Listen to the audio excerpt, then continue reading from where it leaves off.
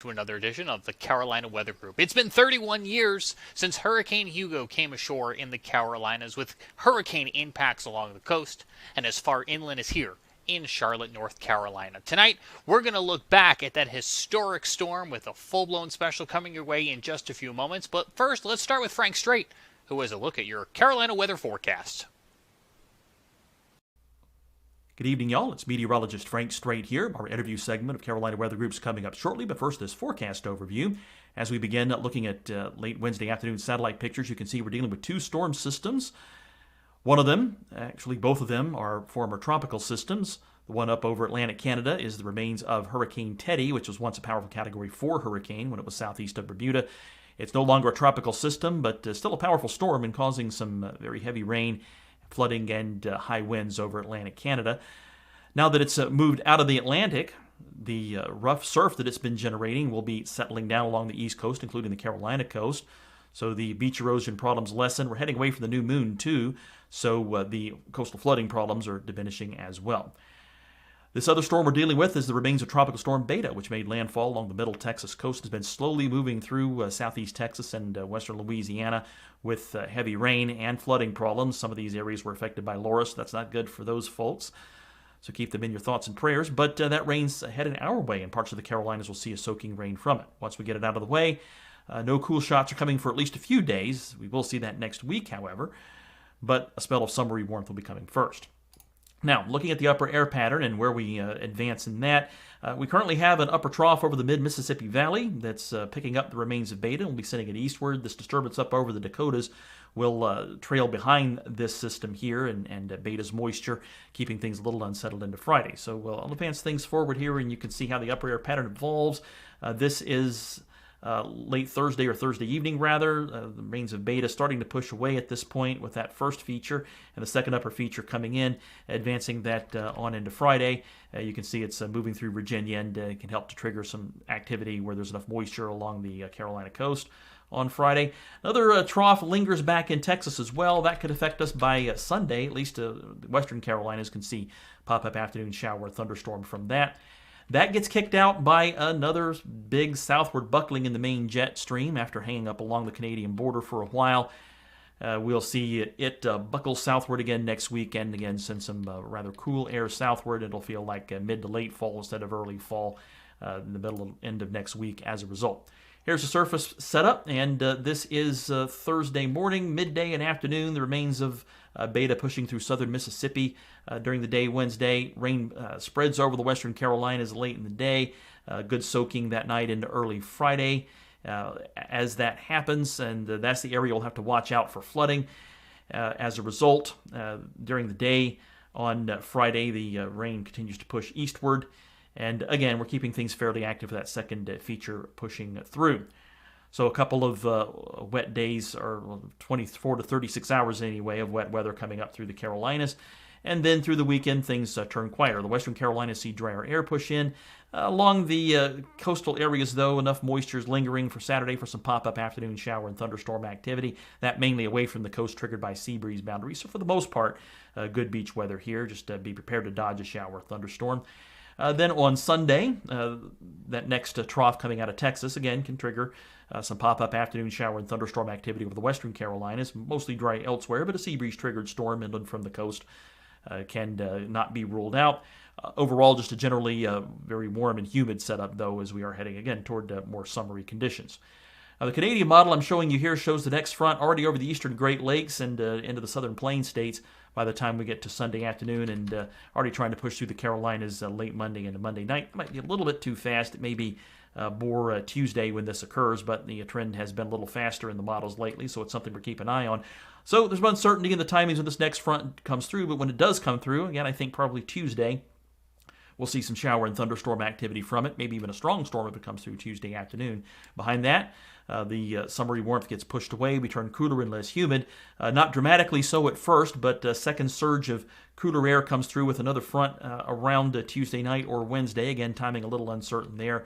And once it does, again, we turn cooler than average for late September, early October, and there may be enough moisture involved in the upper trough that mountains end up seeing some spotty afternoon shower thunderstorm activity.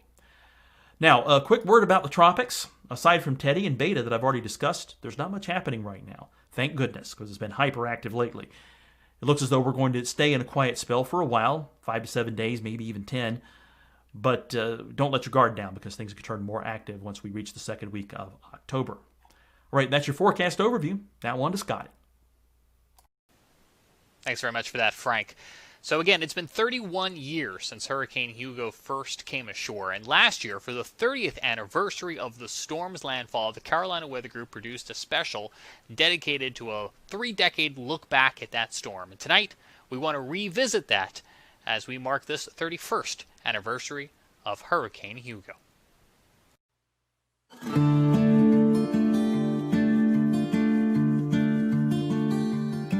We knew it was coming, but we just had no idea that it would be like this. It was a rough night, but we didn't know how bad the devastation was until we went out the next morning and the trees were all down. We stayed outside in the hurricane for 2.5 to 3 hours on that sofa. This used to be a road here at Folly Beach, and over there was the Atlantic House Restaurant, which was a landmark for tourists, visitors, and the residents. About 80% of the homes along Folly Beach have been destroyed. Parts of the popular resort look more like East Beirut rather than the Sun-Fun City. Saturday morning, armed National Guardsmen patrolled streets and beaches, discouraging sightseers and potential looters. And on the shelves, there are boxes of oatmeal and spices, and hanging on the wall, there's some cups. It's real weird. Will you rebuild? At this point, I don't know. One of the most dramatic sights was this sailboat tossed into the middle of the road near Charleston Marina. It was like a scene from a war movie. And the losses had just been far above what we anticipated even after the storm. I mean, driving around looking at it, we knew it was bad, but we had no idea it was as bad as it is. Good evening and welcome to a special edition of the Carolina Weather Group. I'm James Brierton in Charlotte. This episode is going to be entirely dedicated to talking about the 30th anniversary of Hurricane Hugo. Our panel will be along in just a moment to talk about the storm's important historical impacts here in both North Carolina and South Carolina. We're also going to hear from folks who not only covered the storm for broadcast media, but were in charge of keeping you and the public safe. We have some sound from the former mayor of Charleston, who had a very vital role during that very historic storm. And most importantly, we're going to be hearing from you. Thank you to everyone who has sent in your listener stories. And as you watch this broadcast tonight and have not yet done that so already, we encourage you to comment on our live feed, or you can always find a way to send us a voice message on our podcast feed. Just check us out on your favorite podcast app and look for that link to send us a voice message. Now, without further ado, let's bring in panelist Tim Pounds. He's in North Augusta tonight, and he starts us off with a historic look back on Hurricane Hugo. Tim, good evening. Good evening, James. Well, 30 years ago, around midnight on September 22nd, Hurricane Hugo made landfall just north of Charleston, South Carolina at Sullivan's Island. As a Category 4 storm with estimated maximum winds near 140 mile an hour and a minimum central pressure of 934 millibars, Hugo produced tremendous wind and storm surge damage along the coast and hurricane-forced wind gusts several hundred miles inland into western North Carolina. The highest storm tide heights ever recorded along the eastern United States coast occurred around Bulls Bay at Cape Romaine. And at the time, Hugo was the nation's costliest hurricane on record in terms of damages, with around $7 billion. Unfortunately, 49 deaths were directly attributed to the storm, 26 of which occurred in the U.S., Puerto Rico, and the U.S. Virgin Islands. And now let's jump over to Scotty Powell, who's going to give us a look back at some of the regional impacts of Hurricane Hugo. Thanks, Tim. Good evening to everyone. Hugo, pretty much a benchmark storm for a lot of folks in North and South Carolina, and we're going to go over some of the impacts. We all know that Hugo first affected the Charleston area, and as we look at this map right now, you can see some of the areas affected by Hurricane Hugo. We're looking at a storm surge anywhere between 20 feet, ranging in Bulls Bay, Folly Beach, 10 to 12 feet of storm surge, Myrtle Beach, all the way up to the Grand Strand coast, 13 feet of storm surge, and even the Charleston area saw 8 to 9 feet of storm surge. Well, let's also cover some of those wind gusts, and we can look at some pictures as well that the National Weather Service has provided for us. Folly Beach, 107 mile per hour wind gust.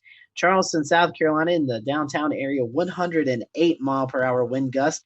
Sampit River, close to where landfall was made, 121-mile-per-hour wind gusts registered there. Myrtle Beach registering 76 miles per hour, and even up into the Columbia area, we saw 70-mile-per-hour wind gusts. So as we look along the coast, you can see some of the areas affected near the McClellanville area.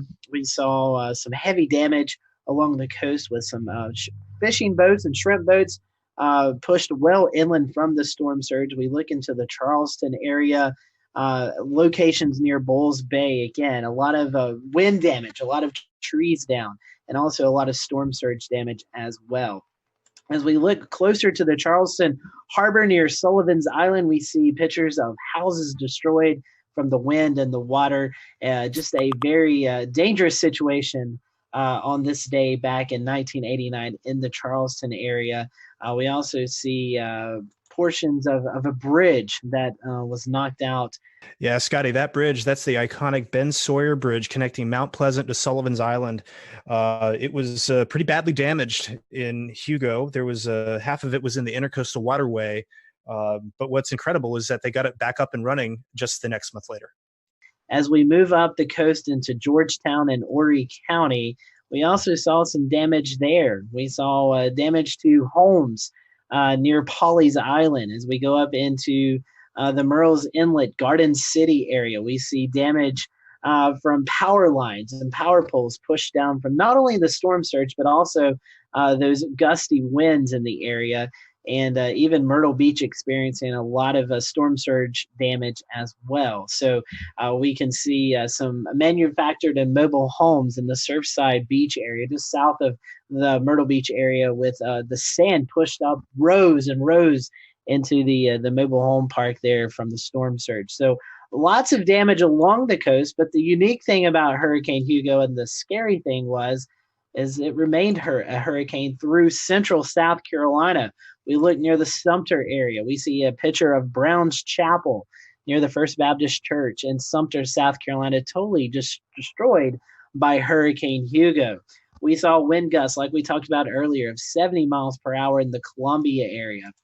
We saw Hugo make damage swath across South Carolina. It caused approximately $6 billion of damage and accounted for 13 deaths in South Carolina.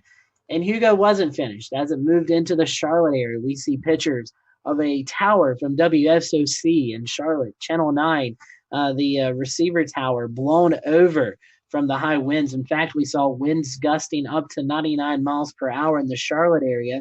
We saw wind gusts of 81 miles per hour in Hickory, and not even in the central part of the Carolinas, even in the mountains. Asheville saw wind gusts of 37 miles per hour. And this was a large storm. We even seen wind gusts 54 miles per hour in Greensboro and 54 miles per hour in the Wilmington, North Carolina area. So the storm continued to move through the Piedmont into the mountains of North Carolina, and even created damage along Virginia, up into the Ohio Valley, and eventually in Canada.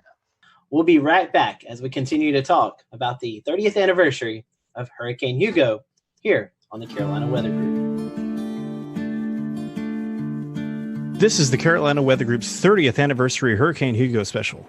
Hurricane Hugo, two words that evoke a lot of emotion from Charlestonians who have been here, who lived it. It's the storm which they make their evacuation decisions. It's the storm by which everything is measured here when it comes to tropical systems. It's the storm by which we hope we never experience again, but statistically speaking, we probably will. And so Hugo is a cautionary tale. It is a clear reminder of what nature could do. Hugo is the benchmark storm. It is the one by which all other storms are measured. Wind gusts, 110, 120. Sustained winds, 110, 120. Max sustained 135 at landfall, Category 4 on the Saffir-Simpson scale. Came ashore just northeast of Charleston. Came ashore. The center's worst impacts were felt in Sullivan's Island, Isle of Palms. Numerous homes rendered uninhabitable. Couldn't live there. Many boats pushed ashore. Those photos of the boats being pushed ashore is one of the most lasting memories for me. The Ben Sawyer Bridge, like we talked about earlier, completely taken off, completely just twisted out of whack, taking a month to repair, which is remarkable. It only took that long. Numerous trees down. So many trees down in the Francis Marion Forest that there are no longer any logging operations there. It shut that down. There weren't enough trees. And then from there, the effects were felt even further inland. Monk's Corner, Goose Creek. My parents had a house there. Still in that same house. And trees going down all over the place. It was a very, very landscape changing storm. It introduced many Charlestonians to the smell of pine, and the sound of chainsaws, something that we reprised in 2014 with the ice storm. That ice storm that we had in 2014 evoked a lot of memories of Hugo because of all of the pine and all of the downed trees. Just really fascinating stuff. Storm tide, storm surge, 20 feet in Bulls Bay. 12.77 feet in Charleston Harbor. Still the number one tide on record there. And records go back almost 100 years there. We still haven't hit that. Fortunately, there wasn't as much rainfall with it here as there could have been. All the rainfall was actually on the west side of the storm. You take a look at some of the estimates there, and you see that Edisto got 10 inches of rain, but that was on the west side of the storm. And the storm was moving fast. So imagine if it had been one of these storms that had brought this kind of tide and it brought all that and it stalled out. It is amazing to think that Hurricane Hugo could have been worse, but yet it could have. So with all that said, it is the storm by which everybody measures. It is the storm by which people make those evacuation decisions. And we've got some sound here from former Mayor Joe Riley, who was the mayor until not long ago. He was here in '89, and he was here right up through 2013, 2014. And he talks about the importance of getting out of town when one of these monster storms is approaching. The most important thing for the mayor to do is evacuate his citizens, because hurricanes kill through storm surge more than anything else. Getting your citizens to evacuate is difficult because people don't want to leave. And you have to thread the needle between panic and fear. I called my senior staff, department heads, staff members together, and told them that we should see this as an opportunity. And they looked at me a little odd. And I said, it's an opportunity because if this hurricane comes our way, then we will have the chance to serve our citizens when they need us more than they've ever needed us before. Now, in this next clip, you're going to hear from Rob Fowler. He was here on the Carolina Weather Group 5 years ago, talking the 25th anniversary of Hugo, and talking about some of the aftermath that he saw, the initial reaction he had to the aftermath. Take a listen. Because when you walked outside that next morning and you saw the tree damage, you saw the light poles down, you saw those big old interstate signs that tell you the mileage from one point to the other, or take this exit, cut in half or fold in half like you would take a piece of bread and fold it in half. That kind of gave you an indication of the power of the storm. So I think all of us thought we didn't have anything when we went back home. Now, in this next clip, we're going to hear from Rob Fowler about his personal experiences and some of the stories he heard that came out of Hugo. I'll never forget, probably the one story I tell quite often that usually gets a chuckle. You know, we lived in a neighborhood in Mount Pleasant, and we were lucky enough to have a neighbor who runs a seafood place in Mount Pleasant, and he knew that his place wasn't probably going to be there, so he took all of his inventory, and he put it in one of those refrigerated trucks and parked it across the street in our neighborhood. So after the hurricane came and went, he opened the back of the truck, and we had cookouts. We were eating lobster and steak and shrimp, and we were really chowing down. Well, as I mentioned earlier, my wife evacuated pregnant with her Atlanta, and so she wasn't there. But when she came back at one of these cookouts, one of our neighbors who stayed in the house across the street, they came up to us and said, you know, Rob, we've decided that we made a decision about evacuation. I said, what's that? They said the next time we see the weatherman's wife leave town, we're out of here. So, Jared, thanks so much. We're going to go a little bit further north now to Myrtle Beach. Previously on this program, we had meteorologist Tom Sorrells, who at the time was an up-and-coming meteorologist in Myrtle Beach. He now works in Orlando, Florida, a place where they are still not strangers to the hurricane. But in this experience, Tom was about to cover his very first hurricane. He was very excited, but he told us about the moment he realized he had a lot on his plate. We knew by Monday that maybe. We thought by Tuesday we might luck out. And then by late Tuesday, it was obvious, the modeling that we had the capacity for at the time.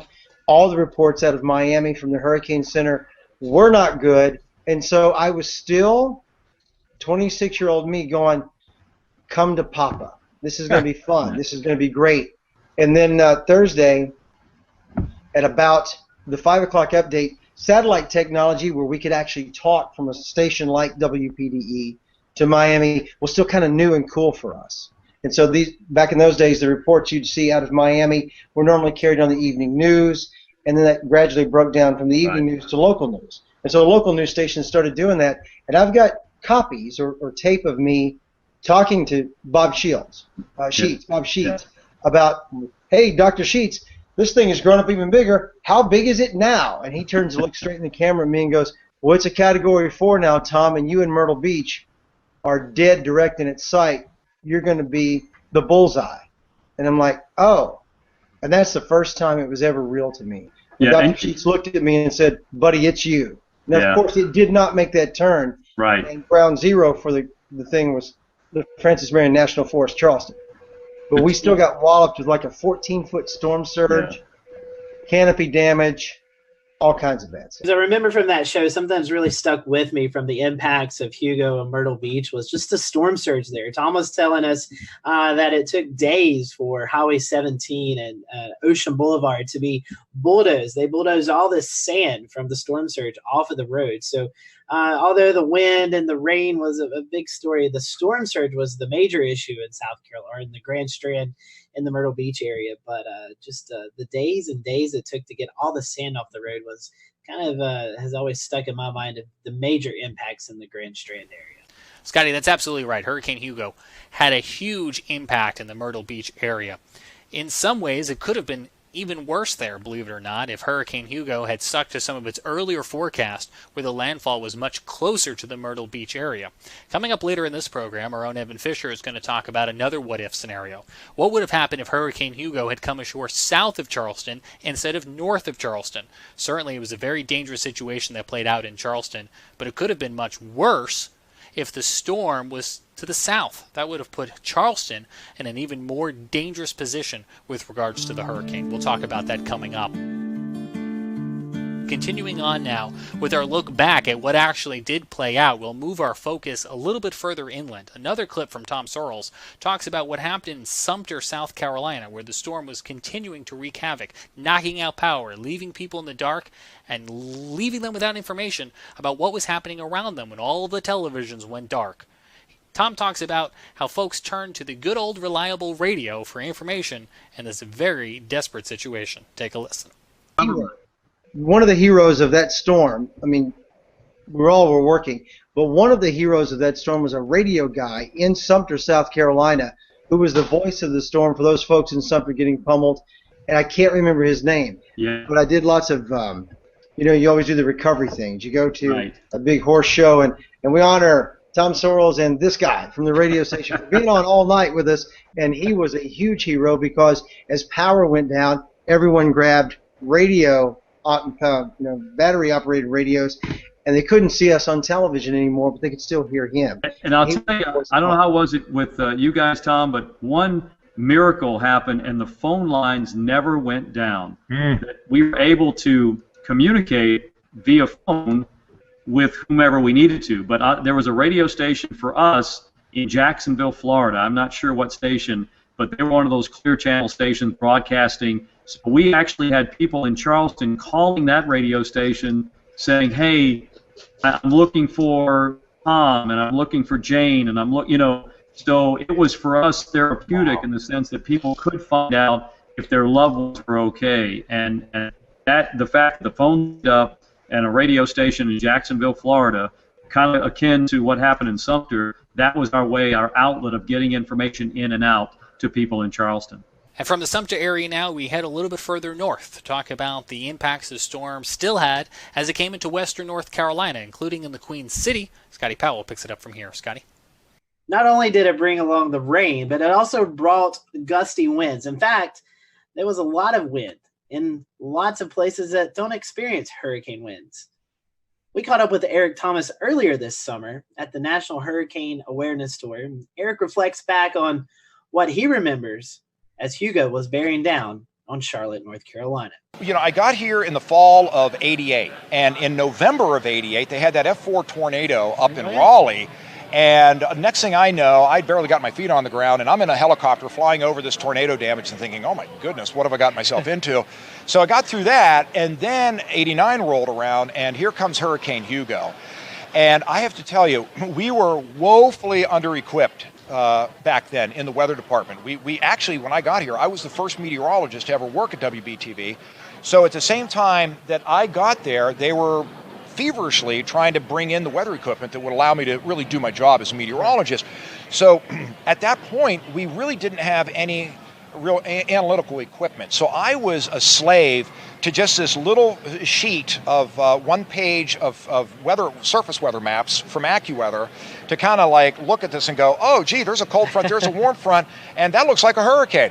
You know, and so, I mean, we had the little 300 baud weather ticker back then, you know, tick, tick, tick, tick, tick, tick, tick, tick, you know, bringing up the data. And so, but to their credit, you know, AccuWeather, as this storm was getting closer, you know, was letting us know, look, this thing has got a very fast forward speed. It was like coming into the coast at around 35, 40 miles per hour. And the problem with that is you got a Category 4 hurricane down there, and this thing is going to be up in Charlotte, you know, within 4, 5, 6 hours. That's not much time for a Cat 4 to spin down, is it? Right. And so we were warning people, look, this is going to be different than most of the coastal hurricanes in the past. And we were feverishly trying to tell people to tie everything down, get ready, this is not going to be good.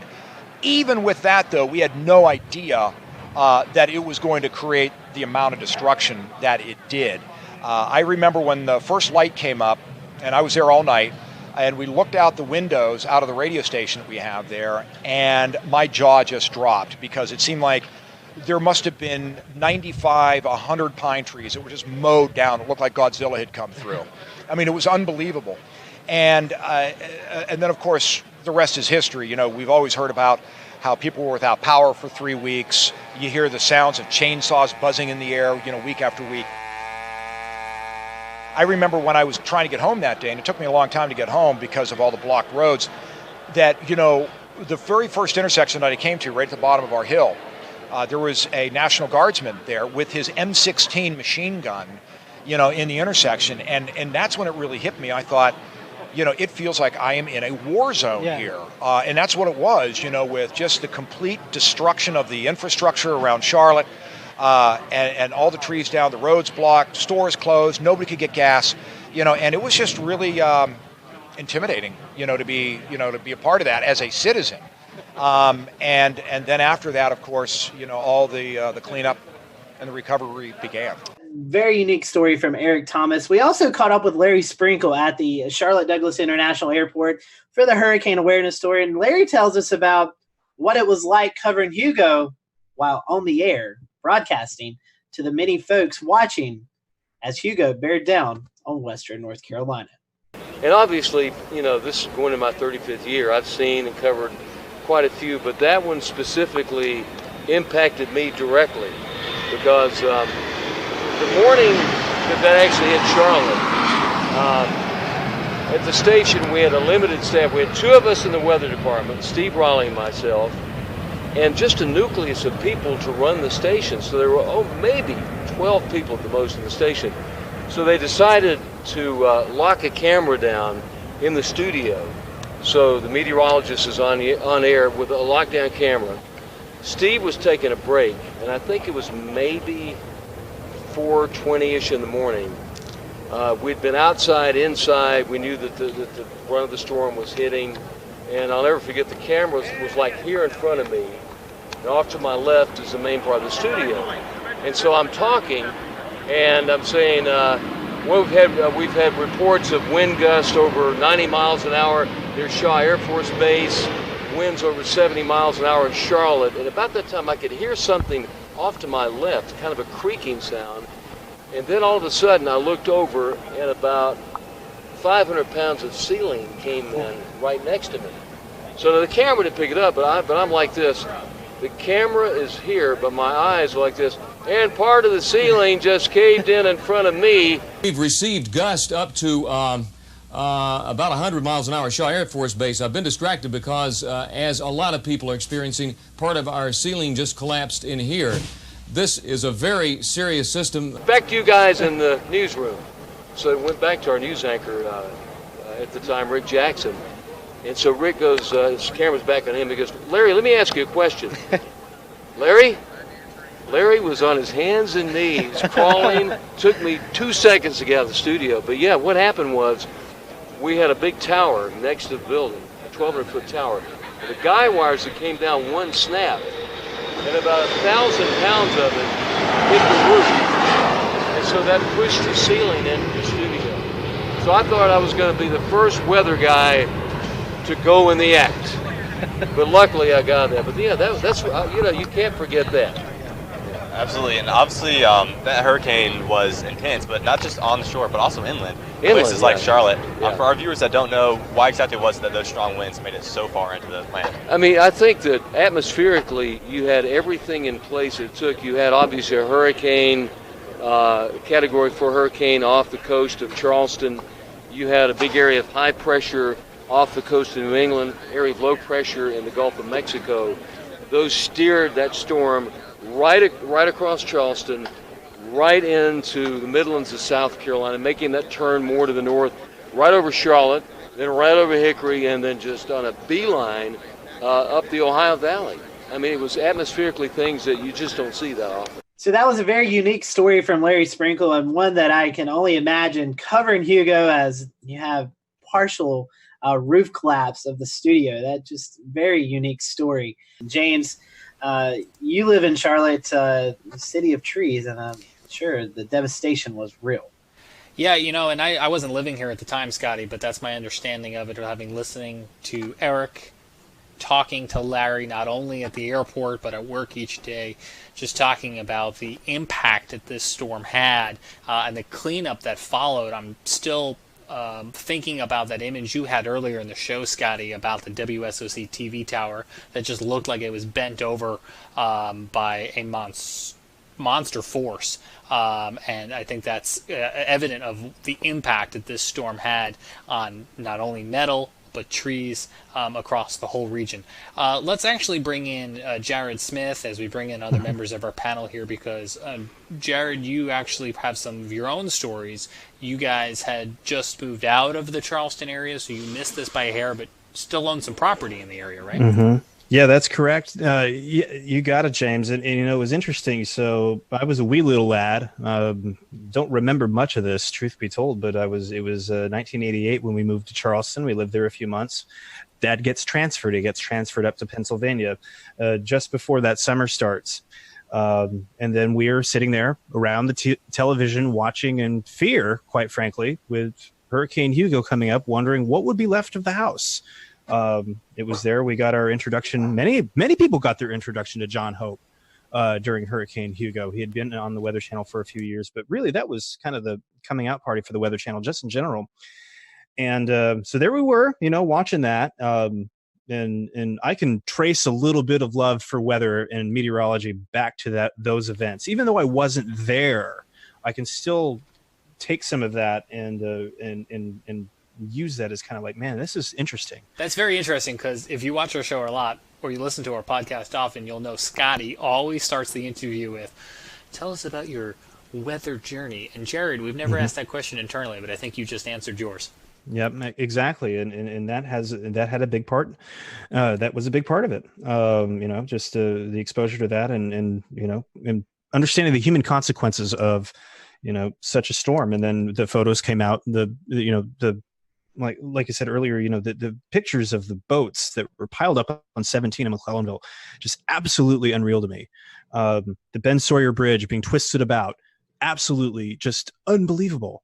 And then we moved back the summer afterward, and it was crazy because like it looked very different from when we were there before. So many fewer trees. Like you could definitely tell that something had happened. You know, it took quite a while for everything to really come back from that. So yeah, James, I'll tell you, I mean, it was the one thing that stands out the most to me, and this is interesting. It's a cultural observation. There were so many people. I remember going back to school.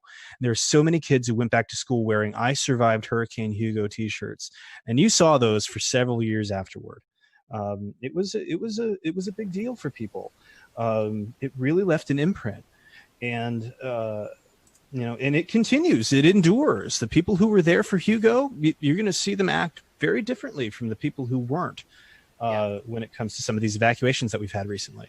Absolutely, and on that point, I'm going to pop up this map that the National Weather Service shared in time for the 25th anniversary. I say that because the map only goes through 2014, so it doesn't include Florence.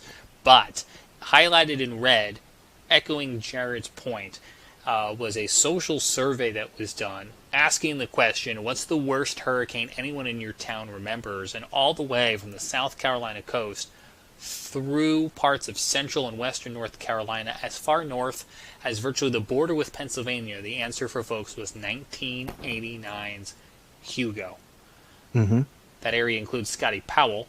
Scotty, you grew up, continued to live in the foothills, and certainly that's a story, almost a legend of sorts, that I'm sure you grew up with, and that those stories still stick with you.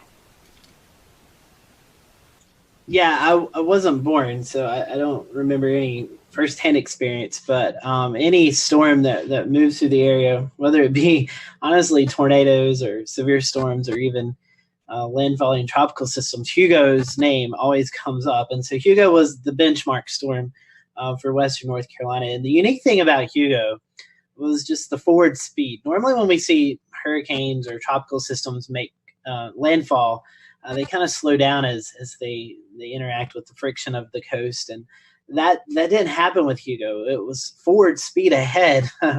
Excuse that little pun, but it zoomed through Columbia, Charlotte, and even up here into the foothills. We had a wind gust of 80 miles an hour in the Hickory area, which is about 10, 15 miles from where I live. And so Hugo was known for the wind up here and just trees and just lots of trees knocked down.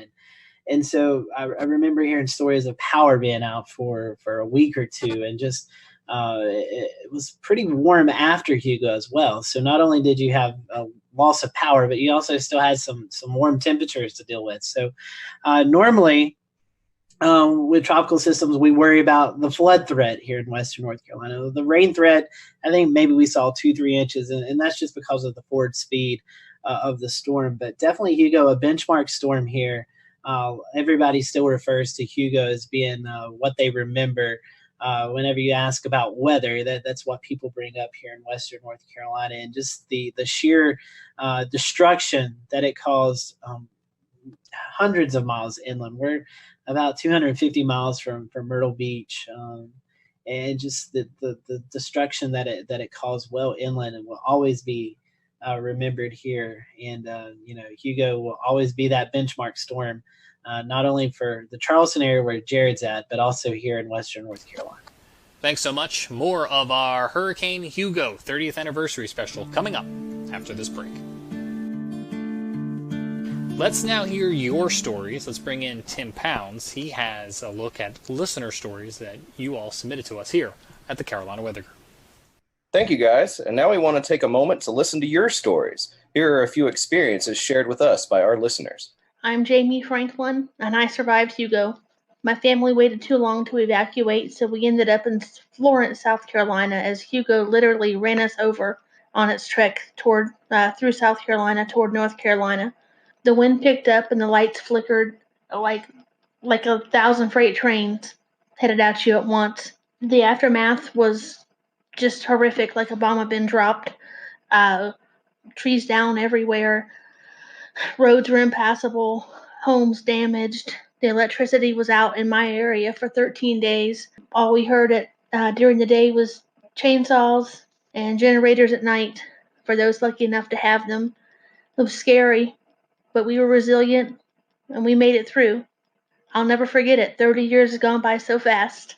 Hey, I'm Gene. I'm from northwestern Burke County in the Fish Hatchery Road area, and I remember Hurricane Hugo very well. I remember the night before sitting at the Red Lobster in Hickory telling my wife, no, don't worry, a hurricane's not going to hit Hickory or Morganton. But the next day, we were made believers of that. And I can remember being at work at the fish hatchery and standing outside and feeling rain, wind-blown rain coming through the zipper of my state-issued rain jacket. And there's still time to send us your stories. Send us your story in the comments section below this video, or click the link in the description to leave us a voice message. Tim, that's absolutely right, and we would still love to hear folks. So even if you're listening to this podcast at a later time, just go ahead and scroll on down to that show description and look for that link to send us a voice message. We'd love to hear from you, and we'll certainly revisit more of those listener stories. All right, we told you earlier in the program we were going to talk about one of the what-if scenarios. What could have happened if Hurricane Hugo had come ashore to the south of Charleston instead of to the north of Charleston? Let's bring in Evan Fisher with a look at that perspective. Evan? Yeah, thanks, James. So, as we saw 30 years ago, Hugo did make landfall on the northern end of Isle of Palms, which is about 5 miles north of the city. But it would have been a totally different scenario for the downtown area if the storm had made landfall on Kiowa Island, which is about 10 miles south of Charleston Harbor. Now, that 15 to 20 miles may not sound like a big deal, but it would have made a huge difference for storm surge values in the downtown area, which is already so prone to flooding. When the storm passed back in '89, downtown Charleston, the tide gauge recorded a water level of just over 12 feet, which was a record, and that record still stands today. But that record could have been significantly higher if that storm had made landfall further south. And that's something that we hope we never have to see, because with all the old architecture in this area and the low-lying roads that flood on sunny days here in downtown Charleston, it is a scary thought to think that that could happen one day. Yeah, Evan, absolutely. And hopefully we don't ever see that scenario, but it's something to be very mindful of. Speaking about modern day storms, I was working with my Dayside colleague Chris Mulcahy the other day, and we noticed something very interesting while looking at some of the facts and figures for Hurricane Umberto, which you'll recall was out in the Atlantic last week and eventually moved on towards Bermuda. Very little impact, luckily, on us here in the Carolinas this go around, but Umberto was actually the name that was placed onto our standardized list of hurricane names after Hugo was retired. So there are 6 rotating lists that we use, and so after Hugo they retired the name. So when this list came back around for use again, they'd inserted Umberto as the H male name to replace Hugo, which I thought was just very interesting, and very interesting timing-wise, that here around the 30th anniversary of Hugo, here was Umberto out in the Atlantic Ocean, the name that replaced the original storm. Other storms that were on that 1989 list that would eventually go on to be retired included Allison, which actually was the first tropical storm name to be retired. Allison never became a hurricane, but caused such flooding and devastation in the Houston area that it was retired. The list also included 1995's Opal. So if you're not familiar, names like Hugo or Katrina or even Florence and Michael from last season get retired if they have historical context, and it prevents us from ever having a storm with that same name again. On that note, let's bring back in Evan Fisher. Evan, I understand for folks listening right now who maybe want to prepare for potentially the next storm here in the Carolinas, we've got some information for them. Yeah, so we actually got the chance to talk with Leslie Henderson from the Federal Alliance of Safe Homes back in May at a Hurricane Hunters event. She gave us some really good information on how to be prepared if you live in an area along the coast where hurricanes may threaten. The starting point for all good building performance and the predictor of performance is building codes, and they are different all over the country. So because of that, we're trying to bring more transparency to the building code issue by providing information. We just now, for hurricane season this year, launched for the first time ever a consumer-facing web portal where you can go in and look up your address and see what kind of building code is adopted where you live. It's a huge undertaking. It'll be a multi-year project. So we're starting with residential codes and we're starting with current codes. And instead of giving you a lot of technical gobbledygook, if as a family you don't want that, we'll give you a red, yellow, green analysis. It says green because your community has a code adopted today. Yellow, they have a code adopted, but it might be out of date. And red is fire alarm. You have no building code adopted where you live, so you've got to do something differently to make sure. The campaign is called No Code, No Confidence, and then you come to inspecttoprotect.org to look and see what you have. That's really the first thing that you need to do to understand how is my house going to be in a fill-in-the-blank, earthquake, flood, hurricane, tornado. And for people that realize that maybe their house isn't up to code, what are their next steps? Well, the thing they need to do is get an inspection. We actually have some DIY inspections. So you can start off slowly, asking some basic questions about things around the house that you can go and take pictures of and understand, what you have. And then our process and everything we have as a nonprofit is free. So you can call us. And then if you get to that point where you want to have a home inspection, we can give your home inspector an addendum list to make sure he looks at the right, or she looks at the right things. And then you just have to move through the process, and figure it out. But it's something we want you to start thinking about now while the weather is good, because think of the decisions that key off of your building performance. Should I stay or should I go? Absolutely. Am I safe here? Are my kids safe here? What about your largest single investment, which is your home? Is it going to be around? There's a whole host of things you have to do to prepare, but when it comes to the house, you have to get to know your house. Yeah, that's great information from Leslie that we just heard. I have my hurricane safety kit ready for, now that it's hurricane season, if another storm were to threaten, we're always prepared. But anyone along any coastal area on the eastern seaboard and even in the Gulf of Mexico needs to be prepared from the months of June through November. So now I'm going to toss it back over to you, James. Yeah, Evan, absolutely. And we want to take this opportunity as we look back at Hurricane Hugo to really prepare for the next big storm, because unfortunately it's not a question of if the next big storm will come, but when. And as North Carolina and South Carolina reflect on two 500-year storms in the past 2 years alone, there are now calls for smarter ways for the federal infrastructure across the Carolinas to prepare to handle and to off-put the floodwaters that are caused by these tropical storms.